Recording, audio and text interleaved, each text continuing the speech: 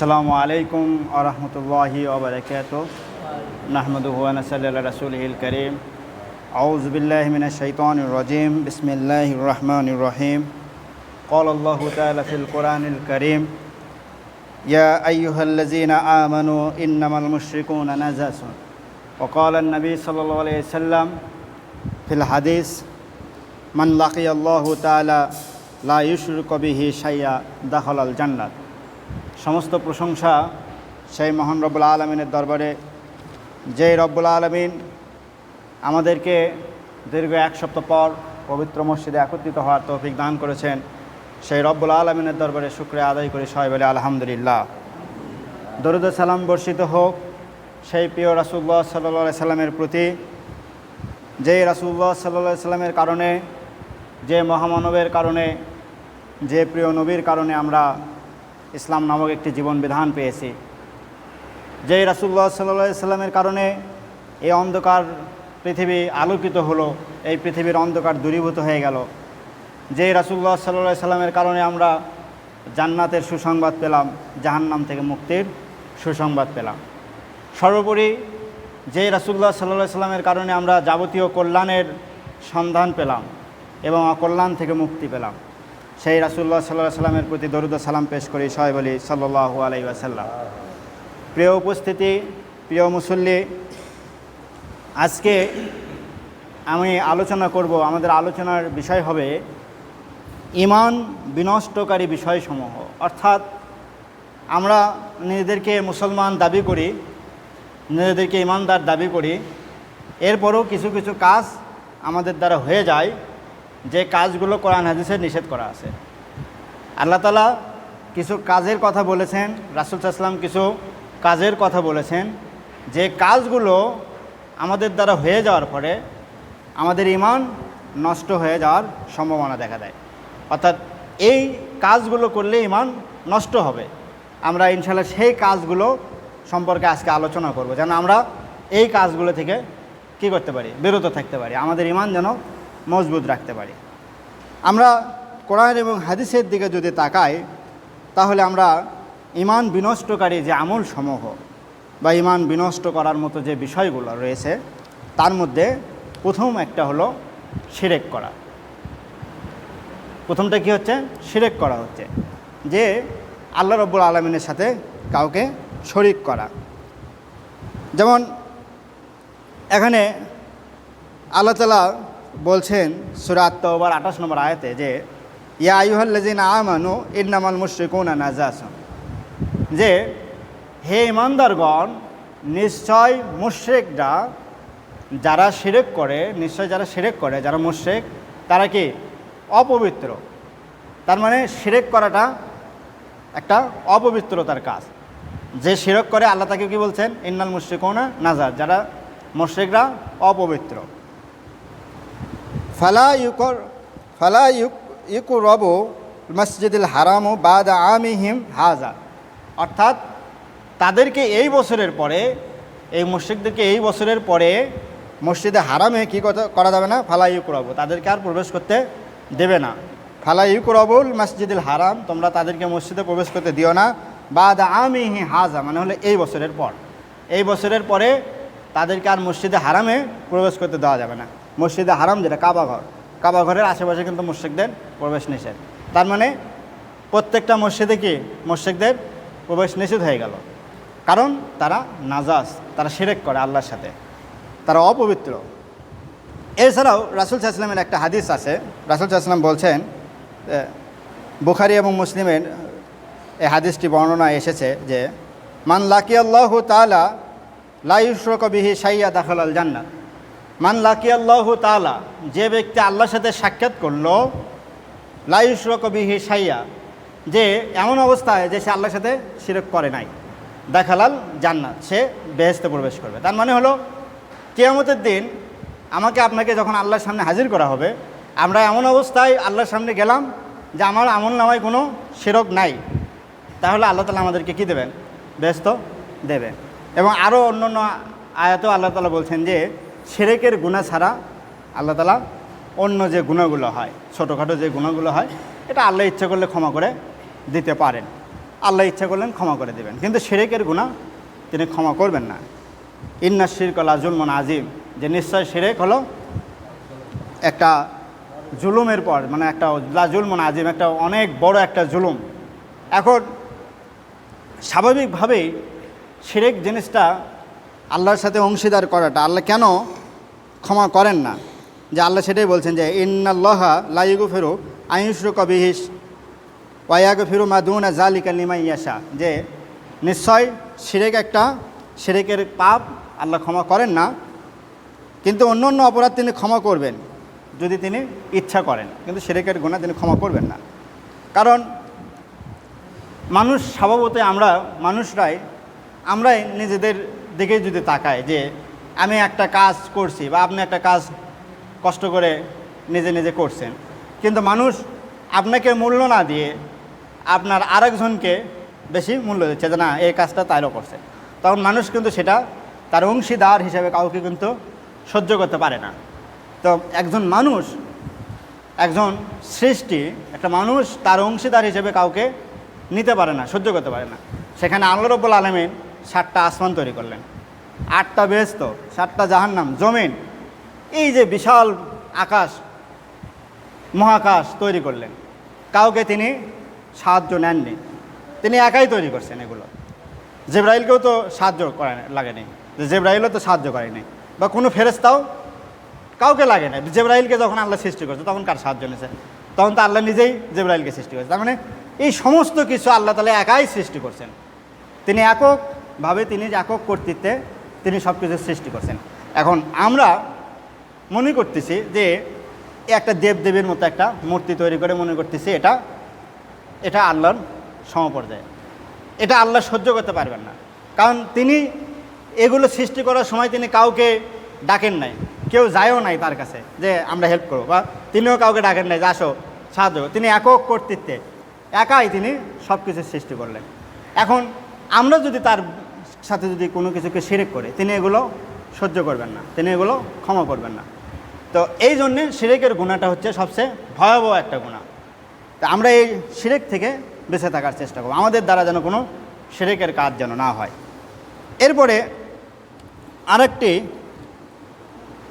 বিষয় হলো যে ইবাদতের মাঝে এবং মানে আপনার হচ্ছে ইবাদতের সময়ের মাঝে এবং আল্লাহর মাঝে, অর্থাৎ কোনো কিছুকে সাব্যস্ত করা, অর্থাৎ নিজের মাঝে আমি এবং আমি আল্লাহর কাছে একটা জিনিস চাবো, আল্লাহ তাআলা দেবেন, এটা আল্লাহ বলছেন কোরআনে, রাসূল সাল্লাল্লাহু আলাইহি ওয়াসাল্লাম হাদিসে বলছেন। কিন্তু আমি মনে করতেছি যে এইটা একটা মাধ্যম, এনার কাছে চাইলে ইনা আল্লাহ বলবে, তাহলে আল্লাহ দেবে, এই যে একটা মাধ্যম সাব্যস্ত করা, এইগুলো হলো ঈমান বিধ্বংস করে দেবে, অর্থাৎ ঈমানকে ধ্বংস করে দেবে। যেমন মুশরিকরা যেটা করে, হিন্দুরা যেটা করে, বৌদ্ধরা যেটা করে, তারা কি করে? তারা একটা দেবদেবী তৈরি করতেছে, করে বলতেছে যে না আমরা এটার পূজা করতেছি না, আমরা স্রষ্টারই পূজা করতেছি এটার মাধ্যমে। আবার খ্রিস্টানরা কি বলতেছে যে আমরা ওই যে ঈসা আলাইহিস সালাম তাকে আমরা স্রষ্টার পুত্র হিসেবে ধরছি, তো তার ছেলেকে আমরা ভালোবাসি, তার ছেলের কথা শুনতেছি, তাহলে আল্লাহ খুশি আমাকে। এই যে একটা মাধ্যম, এই মাধ্যমটা সাব্যস্ত করা। আপনার যা দরকার সরাসরি আল্লাহর কাছে চাবেন, আল্লাহ তাআলা আপনাকে সেটাই দেবে, অর্থাৎ কাউকে মাধ্যম করা যাবে না। আমাদের দেশেও দেখবেন যে যারা আল্লাহর ওলি ছিল, ধরেন শাহজালাল, তারপরে শাহ সুলতান বলখি, এনারা কিন্তু একদম খাঁটি আল্লাহর ওলি ছিল। তারা এই অঞ্চলে আসছে কী জন্যে? তারা এই অঞ্চলে আসছে ইসলামটা প্রতিষ্ঠা করার জন্যে। তারা ইন্তেকাল করছে আজ থেকে হাজার হাজার বছর হয়ে গেছে। এখন কিছু মনে করেন যে দিনের কোনো জ্ঞান নেই, যে ওই কবরেই সেজদা দিচ্ছে, ওই কবরে সেজদা দিয়ে তার কাছেই চাচ্ছে। সে মনে করতেছে যে শাহজালালের কাছে চাইলে বা শাহ সুলতানের কাছে চাইলে তারা আল্লাহর কাছে আপনার জন্য বলবে না, তা বলবে না, কারণ তিনিও একজন আল্লাহর বান্দা ছিলেন। আপনি তার কবরে যে এগুলো নষ্টামি করতেছেন, আল্লাহ যদি তাকে যদি জীবিত হওয়ার সুযোগ দিত, দ্বিতীয়বার যদি দুনিয়াতে আসার সুযোগ দিত, তা আপনাকে ওখানে মনে করেন যে কী যে একটা অবস্থা করতো তিনি। ওই যে যখন ইসলাম প্রতিষ্ঠা করার সময় কাফেরদেরকে মুশরিকদেরকে তিনি যেরকম ঝেঁটিয়ে বিদায় করছিলেন এই অঞ্চল থেকে, আপনাদেরকেও বা আমাদেরকেও যারা আমরা যে ওখানে যে এগুলো করতেছি তার কবরকে কেন্দ্র করে তিনি আরেকবার সুযোগ পেলে আমাদেরকে ওই কাজটাই করতেন। তার মানে এগুলো আমাদেরকে করা যাবে না। তিনি আল্লাহর ওলি ছিলেন, তাকে আমরা সম্মান করি। তেনার কারণে তাদের কারণে আমাদের এই অঞ্চলে ইসলাম এসেছে, আল্লাহ তাআলা তাদেরকে ক্ষমা করবে। কিন্তু তাদেরকে কবরকে কেন্দ্র করে, তাদের মাজারকে কেন্দ্র করে যে শিরক করা হচ্ছে, এগুলো করা যাবে না। এগুলো আমাদের নিজেদের ঈমান ধ্বংস হয়ে যাচ্ছে। তিনি তো চলে গেছেন, তিনি তার হিসাব আল্লাহর কাছে দেবেন, তিনি বিনা হিসাবে বেহেশতে চলে যাবেন, কারণ তিনি ইসলামের জন্য অনেক কিছুই করছেন। আর আমি তাকে তার কবরে সেজদা দিয়ে শিরক করে আমার ঈমানটা ধ্বংস করে ফেলছি। এই জন্য আমাদেরকে এই বিষয়ে সাবধান থাকতে হবে। তেনারা ইসলামকে যেভাবে বলে গেছেন, ইসলামটা প্রতিষ্ঠা করে গেছেন, আমরা সেভাবে ইসলাম পালন করব। ইসলাম প্রতিষ্ঠা করে গেছেন, কারণ আমরা তাকেই মাধ্যম ধরে আমার নিজের ঈমানটা ধ্বংস করে দিচ্ছি, এটা করা যাবে না। এরপরে কাফের এবং মুশরিকদেরকে কাফের মনে না করা, অর্থাৎ তাদের কুফরি সম্পর্কে সন্দেহ পোষণ করা, যে না এটা মনে হয় কুফরি হচ্ছে না, এটা ঠিকই আছে, বা তাদেরকে আপনি কাফেরই মনে করতেছেন না। একজন হিন্দুকে হিন্দু মনে করেন না, একজন খ্রিস্টানকে খ্রিস্টান মনে করতেছেন না, এটাও একটা ঈমান বিধ্বংস। তো এই জিনিসগুলো আমাদেরকে, যারা ঈমান থেকে বের হয়ে গেছে, যে কাফের, স্পষ্ট কাফের, তাকে কাফের মনে না করাটাও একটা কাফের, মানে কুফরি। একজন কাফেরকে কাফের মনে করেন না আপনি, তার মানে আপনি তাকে কি মনে করতেছেন? যে সে বেহেশতে যেতে পারবে বা সে মুসলমান, তার আমল ঠিক আছে। মানে একজন কাফের জেনে তাকে যদি আমি কাফের না মনে করি, তাহলে আমি কি মনে করতেছি তাকে? যে তার এই কাজগুলো গুনাহ না, এটাই তো মনে করতেছি। মানে সে যে গুনার কাজ করতেছে, কিন্তু আমি ওটা মনে করতেছি না যে না এটা গুনার কাজ হচ্ছে না। এটাই তো আমার ঈমানটা ধ্বংস করে দিচ্ছে। এই জন্যে কাফেরকে কাফের মনে না করা এবং মুশরিককে মুশরিক মনে না করাটাও কি, এটাও একটা ঈমান বিধ্বংস, মানে ঈমানটা বিনষ্ট হয়ে যাবে। এই বিষয়গুলো থেকে আমরা সাবধান থাকবো। যেমন আল্লাহ তাআলা বলছেন, ইন্নাদ দীনা ইনদাল্লাহিল ইসলাম, নিশ্চয় আল্লাহর কাছে একমাত্র দিন হলো ইসলাম। অর্থাৎ ইসলামের বাইরে যে থাকবে তার আর কোনো ক্ষমা পাওয়ার সুযোগ নাই। অর্থাৎ মুক্তি পাইতে হলে, বেহেশতে যেতে হলে, আল্লাহর থেকে, জাহান্নাম থেকে মুক্তি পাওয়ার একটাই উপায়, সেটা হলো ইসলামটা আমাকে পালন করতে হবে। এরপরে আল্লাহ তাআলা আরেকটা বলছেন যে, ওয়ামাই ইয়াত্তাবিয়া গয়রুল ইসলাম দীনা ফালান ইউকবালু মিনহু ওয়া হুয়া ফিল আখিরাতি মিনাল খাসিরিন। যে ব্যক্তি ইসলাম ছাড়া অন্য কোনো কিছু তালাশ করবে, খোঁজ করবে, তাহলে তাকে কোশমিনকালেও তা গ্রহণ করা হবে না এবং আখিরাতে সে হবে ক্ষতিগ্রস্ত। অর্থাৎ ইসলাম ছাড়া একটা মানুষ অন্য একটা ধর্ম গ্রহণ করছে বা সেটা তালাশ করছে, খোঁজ করে সেটা অনুযায়ী চলে সে ইন্তেকাল করে কিয়ামতের মাঠে গেছে, তাহলে আল্লাহ তাকে আর ক্ষমা করবেন না। এরপরে যেমন এখানে এই যে কাফেরকে যে কাফের মনে না করাটা, ধরেন যে এমন সিস্টেম যে আমরা হয়তো ইহুদিদেরকে মনে করতেছি যে না ইহুদিরা এখন বর্তমানে যে ইহুদি, আর আমরা মনে করতেছি যে না এটা মুসা আলাইহিস সালামের সময়কার যে ধর্ম, মনে করে তাদেরকে আমরা কি করতেছি, তাদের এই অপরাধটা খাটো করতেছি। খ্রিস্টানদেরকে আমরা ঈসার অনুসারী মনে করতেছি, তাদেরকে আমরা খ্রিস্টান মনে করতেছি না। এই যে তাদের প্রতি একটা ভালো লাগা, এই জিনিসটা ঠিক নয়। যেমন রাসূল সাল্লাল্লাহু আলাইহি ওয়াসাল্লাম নিজেই বলছেন যে, রাসূল সাল্লাল্লাহু আলাইহি ওয়াসাল্লাম সাহাবীদেরকে বলছেন যে এই সময় যদি মুসা আসতো, মানে রাসূল সাল্লাল্লাহু আলাইহি ওয়াসাল্লাম যখন ইসলাম দাওয়াত দিচ্ছিলেন, তো রাসূল সাল্লাল্লাহু আলাইহি ওয়াসাল্লাম সাহাবীদেরকে বলছেন যে আমার এই সময় যদি মুসা আলাইহিস সালাম যদি আবার দুনিয়াতে আসতো, তাহলে মুসা আলাইহিস সালাম আমার অনুসরণ করা তার জন্য কী ছিল, বাধ্য ছিল। তার মানে মুসা আলাইহিস সালামও রাসূল সাল্লাল্লাহু আলাইহি ওয়াসাল্লাম অনুসরণ করতো। তো এই যে এই সিস্টেম, রাসূল সাল্লাল্লাহু আলাইহি ওয়াসাল্লাম আসার পরে আগেকার যে শরীয়তগুলো, এগুলো আর চলবে না, এগুলো ওখানেই স্টপ।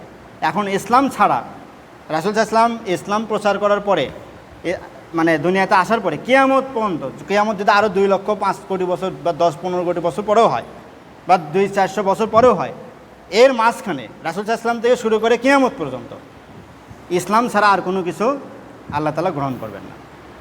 তো এই জিনিসগুলো আমাদেরকে খেয়াল রাখতে হবে। এরপরে এটা বিশ্বাস করা যে রাসূল সাল্লাল্লাহু আলাইহি ওয়াসাল্লামের আদর্শের চেয়েও অন্য কোনো ব্যক্তির আদর্শ উত্তম হতে পারে। অর্থাৎ এটা বিশ্বাস করা যে আমরা কি বলি, রাসূল সাল্লাল্লাহু আলাইহি ওয়াসাল্লামের আদর্শটাই উত্তম আদর্শ। রাসূল সাল্লাল্লাহু আলাইহি ওয়াসাল্লাম যে আদর্শ রেখে গেছেন, যে আদর্শ তিনি দেখিয়ে দিয়ে গেছেন দুনিয়াতে, আমরা সে আদর্শের বাইরে অন্য কোনো আদর্শ, একটা ব্যক্তির একটা আদর্শ, ধরেন যারা কমিউনিজম, এই যে পৃথিবীতে এখন বর্তমানে যে চীনের এই দিকে আছে কমিউনিজম, ওটা কিন্তু একটা আদর্শ। পশ্চিমের দিকে আছে গণতন্ত্র, ওটাও একটা পশ্চিমা আদর্শ। তো এরকম বিভিন্ন জাতিতে একটা করে আদর্শ আছে। অনেকে বলেন আমরা উমুকের সৈনিক, মানে আমরা উমুকের আদর্শ কী করি, পালন করি।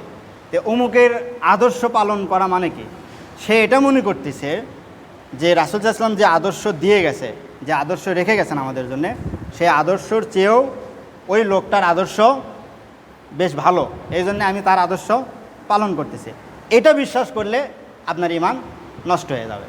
অর্থাৎ রাসূল সাল্লাল্লাহু আলাইহি ওয়াসাল্লামের আদর্শের চেয়ে আপনি কোনো ব্যক্তির আদর্শ নিজের ভালো মনে করতেছেন, এই জিনিসটা নিজের ঈমানের জন্যে ক্ষতি হয়ে যাবে। এরপরে আরেকটা হলো আল্লাহর যে দিন ইসলাম এবং এর যে বিধানগুলো রয়েছে, যে এটা করলে সওয়াব দেওয়া হবে, এটা করলে শাস্তি দেওয়া হবে, এই বিধানগুলোর বিষয়ে হাসি ঠাট্টা করা, যে এটা ঠিক না, এটা হাসি ঠাট্টার মতো একটা বিষয়। এটা যদি কেউ করে তাহলে অর্থাৎ দিন ইসলামের কোনো একটা বিষয় নিয়ে সে হাসি ঠাট্টা করলে তার ঈমান ধ্বংস হয়ে যাবে। সে যত বড় মানে আল্লাহর ওলি হোক, যদি দিনের বিষয়ে সে যদি কোনো কিছু কি করে, হাসি ঠাট্টা করে। যেমন আমরা ধরেন আমাদের সমাজে এরকম হয় যে, এর উদাহরণ দিই, বাস্তব উদাহরণই দিই। এই যে কয়েকদিন আগেই জাতীয় সংসদে দেখলেন না, এক এমপি পর্দা নিয়ে হাসি ঠাট্টা করলো না, যে তার বন্ধু মানে আর এক সংসদ সদস্যকে উদ্দেশ্য করে বলতেছে যে সে তার বউ নিয়ে যাচ্ছে পর্দা করা, মুখ ঢাকা, তা আমি তার বুঝলাম না ওটা ভাবি নাকি। এই যে সে কী করলো, ওই কিন্তু বন্দুক নিয়ে টিটকারি করলো না, ও টিটকারি করলো মূলত পর্দা নিয়ে, বুঝছেন। মানে পর্দা করার কারণে ওর ভাবিগুই দেখতে পারেনি, এই জন্যে ওর পর্দা সমস্যা হয়ে গেছে। ওই যে ইসলামের একটা বিধান সে টিটকারি করতেছে যে পর্দা করে কেন, তার মানে এই মেয়ে মনে হয় কালো, এই মেয়ে নিজের চামড়া কালো চামড়া ঢেকে রাখার জন্য হয়তো হাত মোজা পড়ছে, মুখ ঢাকছে, এই পর্দা করতেছে হয়তো এই জন্যে। এই যে আপনি বিষয়টাকে নিয়ে কী করলেন, হাসি ঠাট্টা করলেন। এই জিনিসটা আপনি যে আর মুসলমান না ওই কথার পরে শেষ, মানে ঈমান শেষ, ঈমান বিনষ্ট হয়ে গেছে। আবার মনে করতেছেন যে চুরি করলে হাত কেন কাটতে হবে, এই যে একটা মনে করতেছেন এটা এই যুগে চলে না, এই যে হাসি ঠাট্টা, এইগুলো করলেও ঈমান নষ্ট হয়ে যাবে। এই জন্য আমাদেরকে কথাবার্তা বলার ক্ষেত্রে খুব সতর্ক থাকতে হবে, যে আমার দ্বারা এমন কিছু বলা যাবে না, আমি নিজে হয়তো পর্দা করতে পারতেছি না, রাসূলের সুন্নাত রাখতে পারতেছি না, দাড়ি রাখতে পারতেছি না, সেটা আমার নিজের অপারগতা। কিন্তু একজন দাড়ি রাখছে, একজন জুব্বা টুপি ঘুরে বেড়ায়, একজন পর্দা করে, আপনি তাকে নিয়ে হাসি ঠাট্টা করলে তখন আপনার কিন্তু ডবল শাস্তি। আপনি নিজে হয়তো রাখতে পারতেছেন না, আল্লাহকে যে বললেন যে আল্লাহ আমার একটা অপারগতা আছে, আমি এটা পারতেছি না, বা আমার দ্বারা হয়তো হয়নি, তুমি ক্ষমা করে দাও, আল্লাহ ক্ষমা করে দিতে পারে, শিরকের গুনাহ ছাড়া আল্লাহ সব গুনাহ ক্ষমা করে দেবে। কিন্তু আপনি যখন এই বিধানগুলো নিয়ে, পর্দা নিয়ে, তারপরে এই যে ইসলামের যে বিধিবিধানগুলো, এগুলো নিয়ে যখন হাসি ঠাট্টা করবেন, তখন আপনার নিজের ঈমানটা নষ্ট হয়ে যাবে, তখন আর কোনো ক্ষমা পাওয়ার কোনো সুযোগ থাকবে না। এরপরে রাসূল সাল্লাল্লাহু আলাইহি ওয়াসাল্লাম যা নিয়ে এসেছেন তার কোনো কিছুকে অপছন্দ করা, এগুলোই, এই কথাটাই আবার যেমন রাসূল সাল্লাল্লাহু আলাইহি ওয়াসাল্লাম এই বিধানগুলো নিয়ে এসেছেন, যে শরীয়তের এই বিধানটা রাসূল সাল্লাল্লাহু আলাইহি ওয়াসাল্লাম প্রতিষ্ঠা করে দিয়ে গেছেন, কিন্তু আপনার সেটা অপছন্দ হচ্ছে, আপনার রাসূলের এই রেখে যাওয়া বিধান পছন্দ হচ্ছে না, তা এগুলো ঈমান নষ্ট করে ফেলবে। এই জন্য আমরা এই জিনিসগুলো থেকে সতর্ক থাকার চেষ্টা করব। এরপরে আরেকটি হলো জাদু শিক্ষা করা এবং জাদু শিক্ষা দেওয়া, অর্থাৎ যে জাদুকর যারা জাদু করে, এই জিনিসগুলো করা যাবে না। এখন তো ধরেন যে এগুলো সমাজে, আমাদের সমাজেও এখন এগুলো শুরু হয়ে গেছে, মানুষের উন্নতি দেখলে দেখা যায় ওকে আবার কুফরি করে থেকে দেয়, জাদু করে থেকে দেয়, মানে এই যে এক একটা, কিন্তু এগুলো জাদু করে তো তার তো কোনো ক্ষতি তো হয় না, কিন্তু নিজের ঈমানটা নষ্ট হয়ে যায়। এই জন্যে এই জাদু যারা শিক্ষা দেয় এবং জাদু যারা শিক্ষা গ্রহণ করে, দুইজনেরই ঈমান নষ্ট হয়ে যাবে, ঈমান থাকবে না। তো এগুলো থেকে আমাদেরকেও সতর্ক থাকতে হবে। যেমন জাদুর বিষয়েও আল্লাহ তাআলা একটা আয়াত বলেছেন সূরা বাকারার 102 নম্বর আয়াতে, যে এটা জাদুটা সুলাইমান আলাইহিস সালামের যে রাজত্বের সময় যারা কুফরি করত, যারা জিন, যারা কাফের ছিল, কাফের জিন ছিল, মানুষ ছিল, এরা এই কুফরিগুলো করত। তো আল্লাহ তাআলা সেটাই বলছেন যে ওমা কাফেরু সুলাইমানা ওয়ালাকিন্না শায়াতিন কাফেরু ইউআল্লিমুনান নাস আশ-সিহর, যে সুলাইমান কোনো কুফরি করে নাই। সুলাইমানের যে এত বড় রাজত্ব, তার কথা অনুযায়ী যে বাতাস চলতেছে, তার সিংহাসন বাতাস নিয়ে যাচ্ছে মুহূর্তের মধ্যে, সে যে একটা অঞ্চল থেকে আর এক অঞ্চলে দ্রুত যাচ্ছে, এটা সে জাদুর কারণে করতেছেন, এটা আল্লাহর অনুগ্রহের কারণে। কিন্তু জাদু করছে কারা? সুলাইমানের রাজত্বের সময় জিন শয়তান যারা ছিল, যারা মানুষ, এরা এই শয়তান যারা ছিল, শয়তানের অনুসারী যারা ছিল, জিন শয়তানের অনুসারী যারা জিন জাতি ছিল, যারা মানুষ ছিল, এরা কি করতো? এরা জাদু করতো, এরা কুফরি করতো। এবং আরেকটা, এটা যে আসলে জাদু ছিল, জাদু শিক্ষা করা যে হারাম, এটা শিক্ষা দেওয়ার জন্য আল্লাহ তাআলা বাবেল শহরে দুইটা ফেরেশতাকে পাঠিয়ে দিয়েছিলেন, হারুত এবং মারুত। এটা আমরা ঘটনা জানি, এটা অনেক বড় ঘটনা। তো হারুত মারুত এসে, এই দুই ফেরেশতা এসে মানুষদেরকে বলতো, দেখেন মানুষ আসলে মানে ওই সময়কার মানুষ কতটা কুটিল বুদ্ধি করতো। হারুত মারুত এসে মানুষদেরকে বোঝাতো যে যারা শয়তান এরা জাদু করতো। তো সাধারণ মানুষ মনে করতো যে এটা মনে হয় এরা অনেক কিছু পারে। তো হারুত মারুত এসে, এই ফেরেশতা দুটো এসে মানুষকে বলতো যে আসলে এটা জাদু, উনি যেটা করতেছে সেটা জাদু করতেছে, তাই তোমাদেরকেও আমরা সেটা দেখা দিচ্ছি। তো তারা দেখাই দিত যে এই দেখো, এইভাবে করলেই এটা আসলে উনি এটাই করতেছে, মানে ওটা জাদুকরদের বিষয়গুলো তারা খোলাসা করে দিত, মানে একবার বিস্তারিত দেখে দিত মানুষদেরকে সতর্ক করার জন্য যে ওরা যেটা করতেছে সেটা জাদু করতেছে। তো মানুষজন এসে করতো কি, তাদের কাছ থেকে শিখতো আরেকটা জাদু, সেটা হলো স্বামী স্ত্রীর মানে সংসারে মানে বিনষ্ট করা, তাই না, একবারে ডিভোর্স হয়ে যাবে, মানে এমন একটা জাদু করতো, স্বামী স্ত্রীর সংসারে অশান্তি, ওই সংসার আর থাকতো না।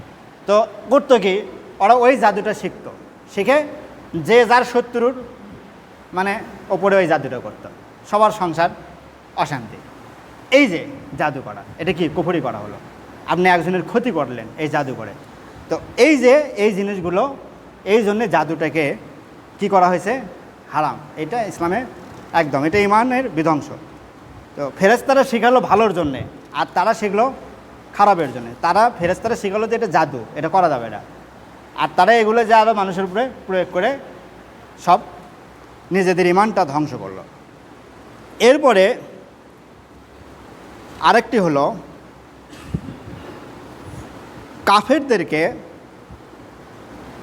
কাফেরদেরকে মুসলমানদের বিরুদ্ধে, অর্থাৎ ধরেন যে একটা মুসলমান এবং কাফের লড়াই করতেছে, আপনি কাফেরদেরকে এমনভাবে সহায়তা করতেছেন যে ও আপনার সাহায্য সহযোগিতা নিয়ে আরও মুসলমান যে দলটা, এদেরকে আরও বেশি ক্ষতি করে ফেললো, এটা আপনার ইমানটা ধ্বংস হয়ে যাবে, আপনি তখন কুফরি করলে।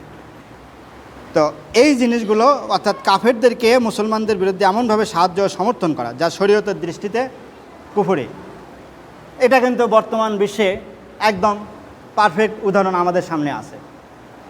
ধরেন ইরাকের সাদ্দামের যে মুসলমান, তো ওই তো নামে মুসলমান, নামাজ কালাম পড়ুক বা ও তো আছে, তো ও তো মুসলমান, তো একবারে তো ওই তো কুফর করেনি, তো আর ও তো আর শিরকের গুনাহ করেনি সাদ্দাম। তো সাদ্দাম তো মুসলমান ছিল নাকি? তো সৌদির বাচ্চারা, তোরা তো কাবা শরীফের দেখাশোনা করে, তাই না? তো এরা তো কাবা শরীফ দেখাশোনা করে না। তো এখন দেখেন, তো ও মুসলমান, এও মুসলমান, তো সাদ্দামে যখন আমেরিকা এসে মারতে ধরলো, তো সৌদির মানে তাদেরকে কি সহায়তাটা করলো দেখেন। ওখান থেকে উড়ে এসে যুদ্ধ করা, এই আটলান্টিক মহাসাগর পাড়ি দিয়ে হাজার হাজার কিলোমিটার বিমান নিয়ে এসে ইরাকে হামলা করে আবার ফিরে যাওয়াটা কষ্ট না? এরা কী করলো, নিজেদের ভূমিতে আমেরিকাকে কি দিল, থাকার সুযোগ দিল, যে এখানেই থাকো, এখান থেকে হামলা করো। ওখান থেকে ইরাকে হামলা করে সাদ্দামের ধ্বংস করে দিল, সাদ্দামের হত্যা করলো। এরপরে ইরাকে আজ 20 বছরে 10 লক্ষ মানুষ মারা গেছে, আর 10-15 লক্ষ মানুষের তো খোঁজই নাই, তো দেশ ছেড়ে চলে গেছে, পুরো ইরাকটা ধ্বংস হয়ে গেল। কার কারণে? আচ্ছা, ওই সময় সৌদির যারা আলেম সমাজ ছিল, সৌদির যারা শাসক ছিল, তারা কি এটা বাধা দিতে পারতো না? বাধা দিলে কি হতো? বড় জোর আমেরিকা হয়তো ওদেরকেও মারতো। এই তো মারা গেলে তাও তো আল্লাহর কাছে যে বলতে পারতো যে আমরা মুসলমানদেরকে মারতে দিই নাই। এখন যে আল্লাহর কাছে সে কী জবাব দেবে? তাদের এই যে সহযোগিতার কারণে ইরাকের 10 থেকে 15 লক্ষ মানুষ মারা গেল, সিরিয়ার মানুষ মারা গেল, এখন আবার ইরানের মানুষ মারা যাচ্ছে।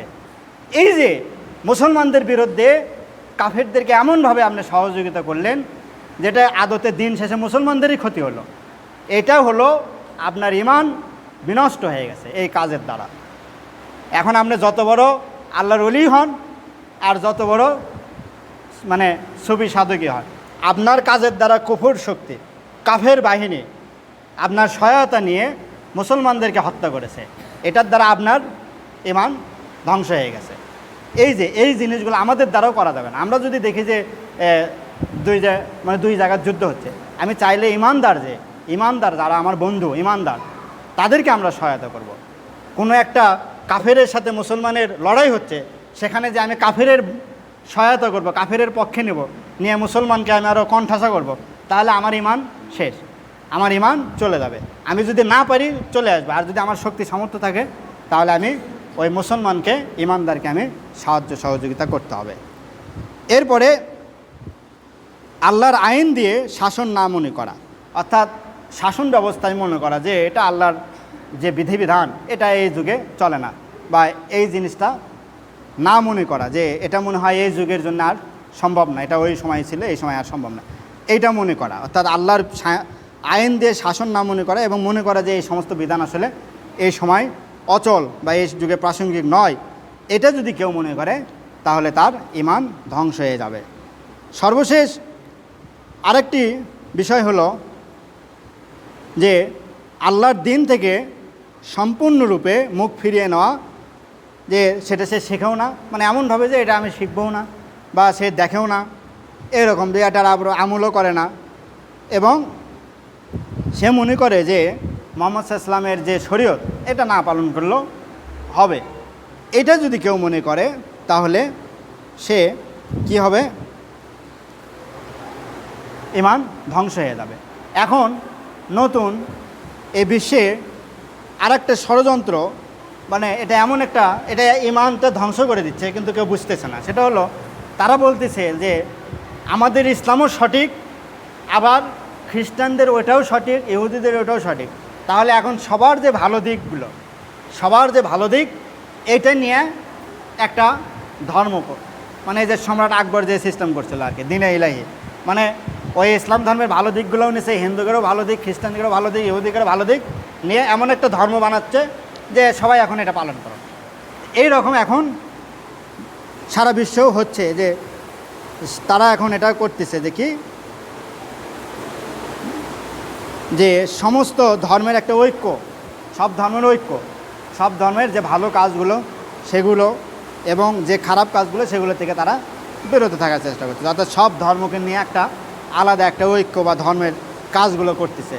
এটাকে যদি আমরা সহযোগিতা করি বা এগুলোকে যদি আমরা সঠিক মনে করি তাহলে আমাদের ঈমান ধ্বংস হয়ে যাবে।